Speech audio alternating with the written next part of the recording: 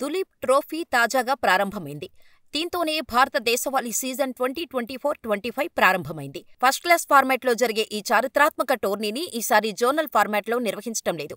ఈసారి దులీప్ ట్రోఫీలో 4 జట్లు పాల్గొంటున్నాయి. ఇందులో భారతదేశానికి ప్రాతినిధ్యం వహించిన పలువురు సీనియర్ ఆటగాళ్లు పాల్గొంటున్నారు. అయితే ఈ టోర్నీ ఫార్మాట్ మిగిలిన ఫార్మాట్స్ కంటే కొంచెం భిన్నంగా ఉంటుంది. ఇందులో పాయింట్స్ సిస్టమ్ కూడా అలాగే ఉంటుంది.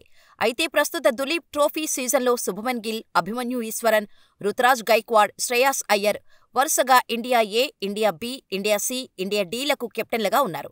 ఈసారి 1-1 మ్యాచ్ ఫార్మాట్లో అన్ని జట్లు ఒకదానితో ఒకటి ఆడుతాయి. చివరగా ఎక్కువ పాయింట్లు సాధించిన జట్టు విజేతగా ప్రకటించబడుతుంది. అయితే గత సీజన్లో west zone, south zone, central zone, north zone, north east zone, east zone జట్ల మధ్య ఈ పోటీ జరిగింది.